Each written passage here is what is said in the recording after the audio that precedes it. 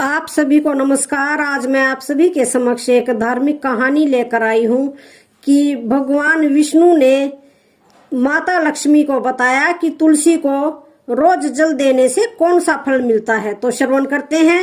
एक समय की बात है, माता लक्ष्मी ने भगवान विष्णु से पूछा, हे नाथ, आप तो तीनों लोकों के स्वामी हैं। आपकी तीनों लोकों में पूजा होती है, सभी आपकी कृपा पाने के लिए उत्सुक रहते हैं, फिर भी आप इस तुलसी के पौधे की पूजा क्यों करते हैं? इसे रोजाना जल क्यों चढ़ाते हैं? मैं इस तुलसी के पौधे को जल चढ़ाने का महत्व जानना चाहती हूँ।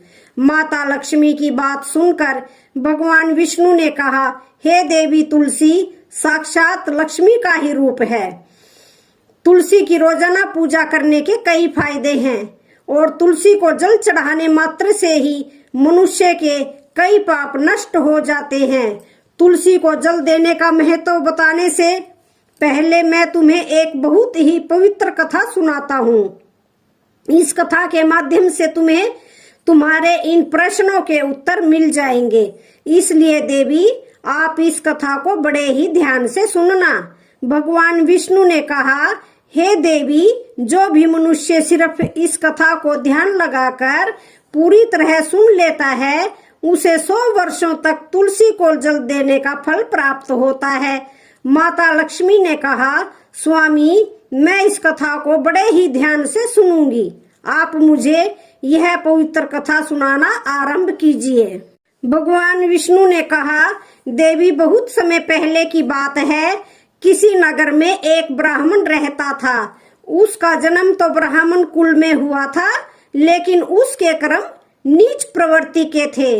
वह ब्राह्मण हमेशा ही झूठ बोलता और गलत तरीके से पैसा कमाता था। उसका मन हमेशा ही बुरे कामों में लगा रहता था।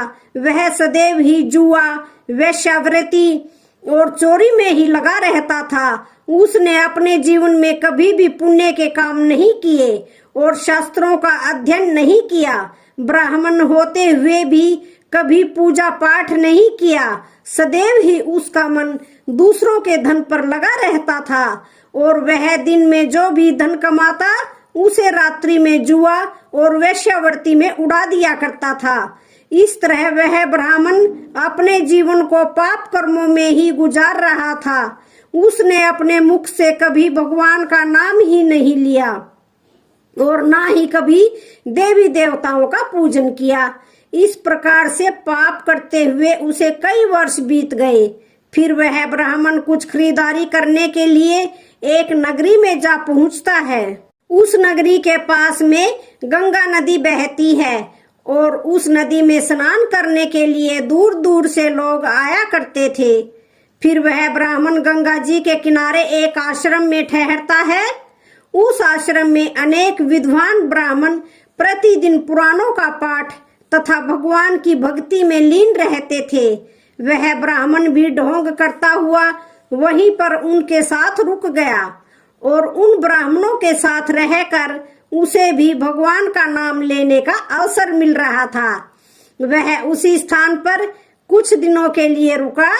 फिर वहां पर आए हुए लोगों ने गायों का पूजन करके ब्राह्मणों को भोजन कराया, तो उस ब्राह्मण ने भी उनके साथ बैठकर भोजन किया और भगवान का प्रसाद ग्रहण किया। वहीं पर उस आश्रम में एक तुलसी का पौधा था। वह ब्राह्मण जाने अनजाने में उस तुलसी के पौधे में पानी डालता था। उसके मन में कोई विचार नहीं था कि वह क्या कर रहा है। वह प्रतिदिन सुबह उठकर बाल्टी में पानी लेकर तुलसी के पौधे में डालता था। यह उसका रोजाना का नियम बन गया। फिर एक दिन की बात है, वह आश्रम में सोया हुआ था। तभी अचानक उसके पास एक काला सर्प आया और उस काले सर्प ने उसे नींद में ही डस लिया और थोड़ी ही देर में उस ब्राह्मण की नींद में ही मृत्यु हो गई। और जब सुबह दूसरे ब्राह्मणों ने उसे इस अवस्था में देखा तो उन्होंने उसके मुख में तुलसी पत्र और तुलसी का जल डाल दिया। फिर उन ब्राह्मणों को पता चला कि उसकी तो मृत्यु हो चुकी है। तब वहां पर यमदूत आते हैं और उस ब्राह्मण को पकड़कर यमलोक ले जाने लगते हैं। रास्ते में जाते हुए वह ब्राह्मण विलाप करने लगा और यमदूतों से कहने लगता है, हे यमदूतों, मुझे कहाँ ले जा रहे हो और मेरी मृत्यु किस कारण से हुई है?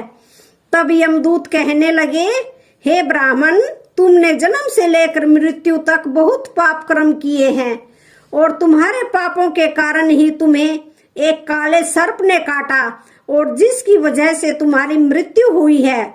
और अब हम तुम्हें यमपुरी लेकर जा रहे हैं। वहां पर यमराज तुम्हारे पाप कर्मों का लेखा जोखा देखेंगे और निश्चित ही तुम्हें घोर नरक में डालेंगे। फिर से वो ब्राह्मण फूट फूट कर रोने लगा और उन यमदूतों से माफी मांगने लगा, किंतु यमदूतों को उस पर जरा सी भी दया नहीं आई और वे उसे मारते हुए यमलोक लेकर गए। जब यमदूत उस ब्राह्मण को लेकर यमराज के सामने उपस्थित हुए तो यमराज के पास बैठे हुए चित्रगुप्त ने उस ब्राह्मण के कर्मों का लेखा जोखा निकाला और यमराज से कहने लगे, हे धर्मराज, इस ब्राह्मण ने तो अपने पूरे जीवन भर पाप ही पाप किए हैं। इसने इसके जीवन में कभी पुण्य का काम नहीं किया है। यह तो घोर पापी है, इसे तो हमेशा के लिए नरक में डाल दिया जाए। फिर यमराज कहते हैं, हे यमदूतों, जीवन भर पाप करने वाले इस ब्राह्मण को उठाकर ले जाओ और इसे नरक में डाल दो। यमराज का आदेश मिलते ही वे यमदूत उस ब्राह्मण को लेकर नरक की ओर चल दिए और ब्राह्मण को पीटते हुए नरक में ले गए और वहां ले जाकर उसे खोलते हुए तेल की कढ़ाई में डाल दिया। परंतु जैसे ही उस ब्राह्मण को खोलते हुए तेल की कढ़ाई में डाला तो वह तेल एकदम से ठंडा और शीतल हो गया। इस घटना को देखकर उस यमदूत को बड़ा ही आश्चर्य हुआ। ऐसा उसके साथ पहले कभी नहीं हुआ था। उस यमदूत ने कितने ही पापियों को उस तेल की कढ़ाई में डाला था और वे सभी उस खोलते हुए तेल में गिरकर छटपटाने लगते थे। लेकिन जैसे ही वह ब्राह्मण गर्म तेल की कढ़ाई में गिरा तो वह तेल अचानक से शांत और शीतल हो गया। इस आश्चर्यजनक घटना को देखकर वह यमदूत जल्दी से दौड़ता हुआ यमराज के पास पहुंचा। यमदूत को देखकर यमराज ने कहा, हे यमदूत, क्या बात है? तुम इतने क्यों घबराए हुए लग रहे हो? फिर वह यमदूत कहता है, हे धर्मराज, आपने जिस ब्राह्मण को नरक में डालने के लिए कहा था, मैंने जैसे ही उसे खोलते हुए तेल की कढ़ाई में डाला तो उस भट्टी की अग्नि बुझ गई और वह खोलता हुआ तेल भी बिल्कुल ठंडा हो गया। फिर यमराज कहते हैं, हे यमदूत, यह तो बड़ी ही विचित्र घटना है। ऐसा तो पहले कभी नहीं हुआ था। यमराज विचार कर ही रहे थे कि तभी वहां पर नारद मुनि प्रकट होते हैं। नारद मुनि को देखकर यमराज बहुत खुश होते हैं और उन्हें प्रणाम करते हैं और उनका स्वागत करते हैं। फिर यमराज नारद मुनि से कहते हैं, मुनिवर, आप उचित समय पर आए हैं। हमने आज और अभी एक अत्यंत पापी ब्राह्मण को नरक में गिराया है, किंतु उसके गिरते ही नरक की अग्नि ठंडी पड़ चुकी और खोलता हुआ तेल भी शीतल हो गया। तब नारद मुनि ने यमराज से कहा, हे धर्मराज, आपने जिस ब्राह्मण को नरक में डाला है वह नरक में डालने योग्य नहीं है, क्योंकि उस ब्राह्मण के द्वारा अनजाने में ही ऐसा कर्म हुआ है जो नरक का नाश करने वाला है। जो मनुष्य पुण्य कर्म करने वाले लोगों की संगति करता है उसे उनके पुण्यों का भाग जरूर मिलता है। और यह ब्राह्मण तो कई दिनों तक भगवान के भक्तों के साथ रहा है। इस ब्राह्मण ने आश्रम में रहते हुए रोजाना तुलसी में जल डाला है, इसलिए यह ब्राह्मण बड़ा पुण्यात्मा बन गया है और इसके सारे पाप नष्ट हो गए हैं।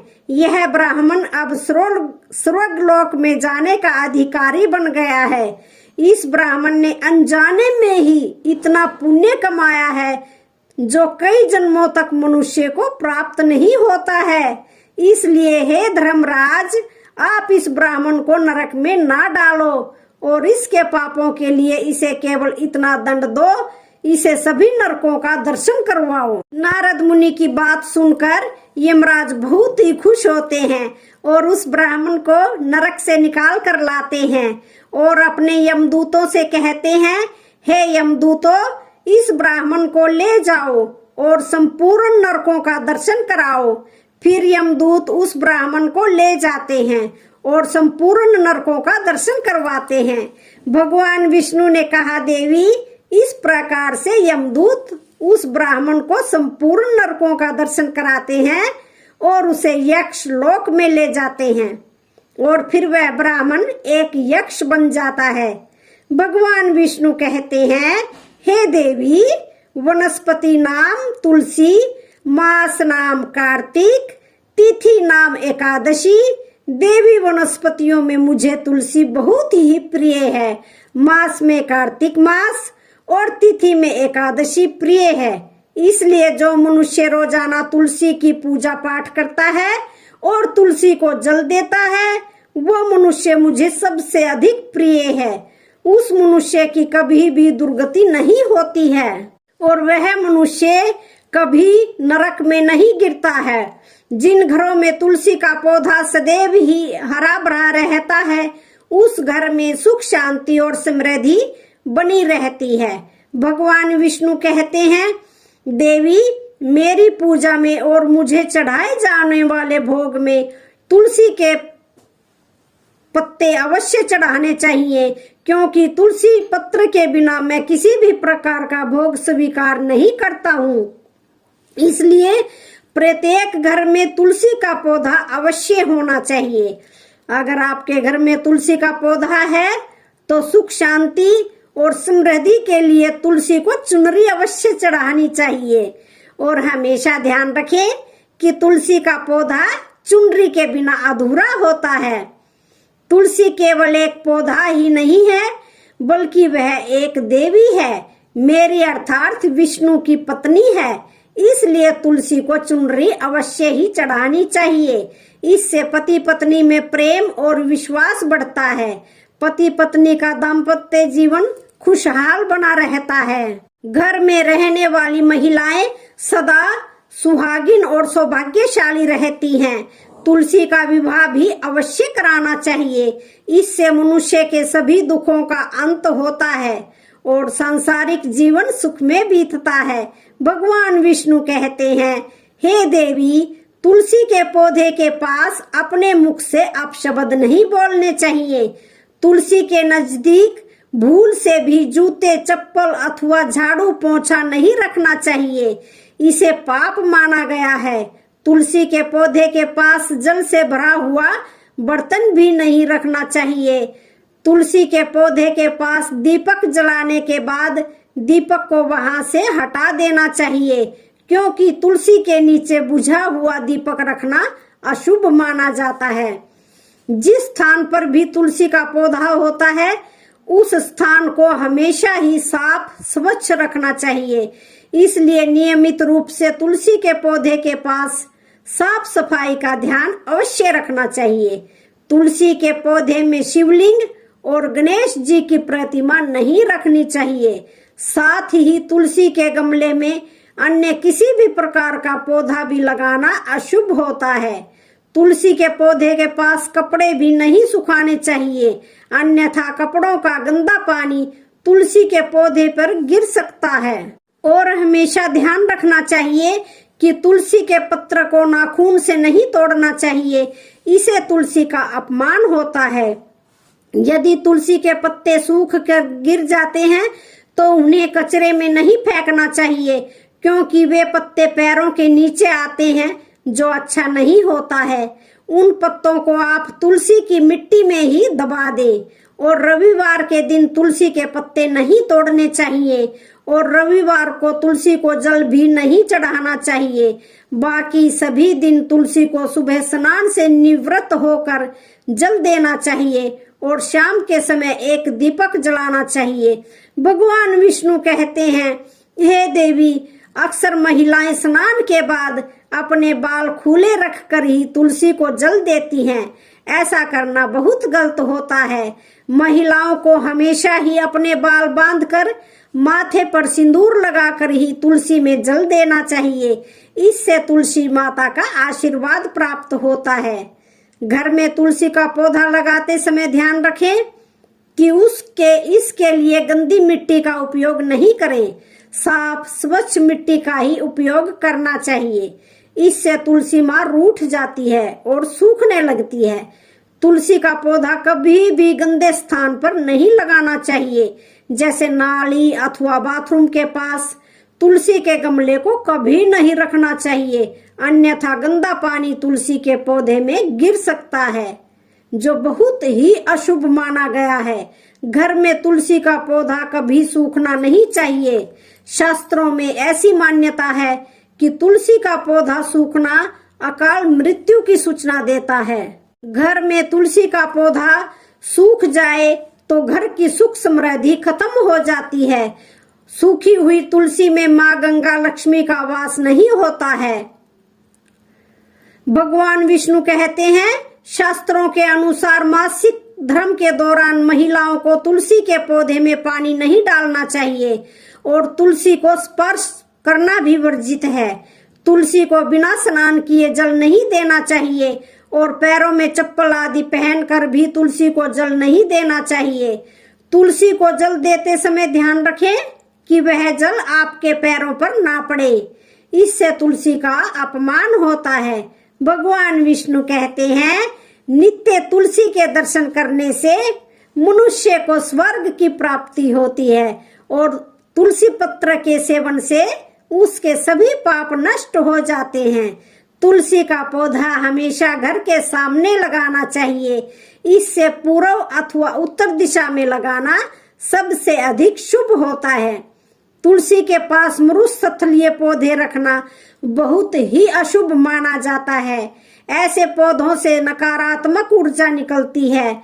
शास्त्रों में कहा गया है, जिन पौधों से हरी भरी कलियों की उत्पत्ति ना हो, उसके स्थान पर कांटे निकलते हो, तो ऐसे पौधों को तुलसी के पास कभी भी नहीं रखना चाहिए। शास्त्रों में केले के पौधे का विशेष महत्व बताया गया है।